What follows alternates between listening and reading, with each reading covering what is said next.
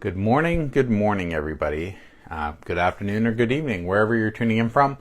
On today's, we're on day, what are we on? Day 14 of this 365-day journey from surviving to thriving with PTSD. Now, today I wanted to talk to you about enhancing your physical well-being for emotional resilience. What does that mean?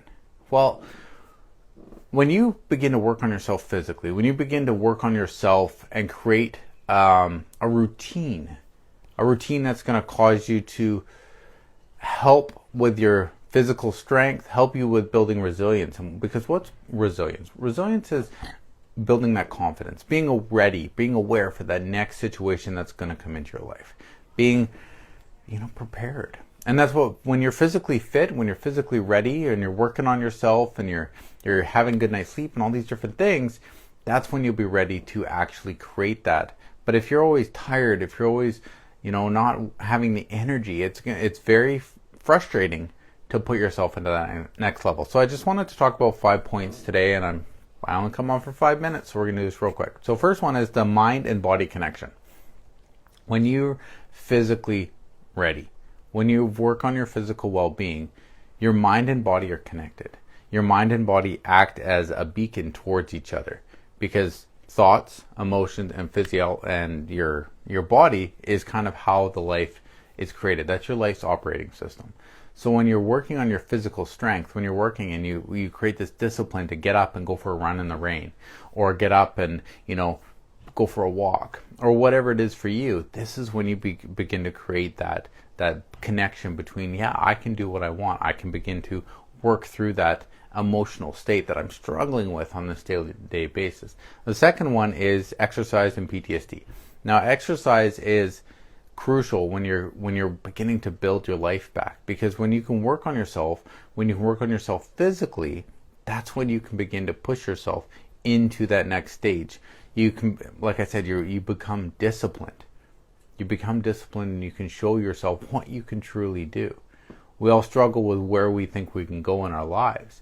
But when we're physically fit, when we're ready, when we push ourselves to that limit or beyond the limit that we thought we could do, which is like what Navy SEALs do when they go to their, Hell Week. They push themselves beyond the limits that they thought, because our body will always shut down before our mind will. And if you can control your mind, you can control your thoughts from the caused PTSD attack, which is caused confusion state.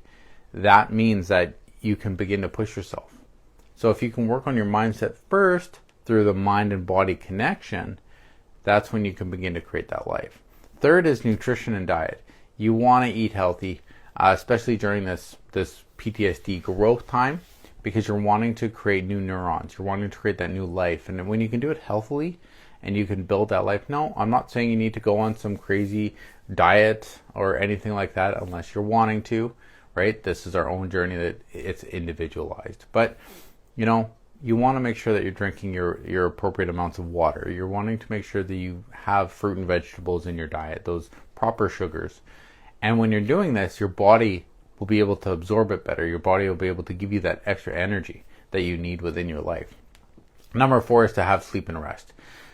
I've really put into practice in my life going to bed at the same time every night and waking up at the same time. Some days I have to set an alarm. Some days I have to shut whatever off early, because it's like, no, I go to bed at this time and I'm waking up at this time. And that's what I've created in my life. And I suggest you do that too. Get off your electronics a couple hours before you go to bed. Unstimulate your mind. Maybe grab a book. Whatever it is for you. But make sure you work on getting proper sleep and proper rest every night. And then finally, mindfulness and relaxation. Do this throughout the day. Bring yourself back into the moment. Bring yourself back into when and where you can create that life, and you can create that mindfulness act. Bring yourself back into the present. I talk about grounding techniques, the 5, 4, 3, 2, 1.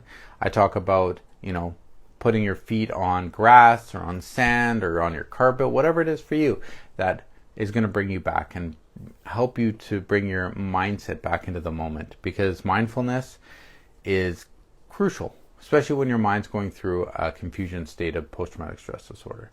So I hope this gave you a little bit of insight today, and then tomorrow we'll jump into day 15. Remember, love you all, and there's nothing you can do about it. Bye for now.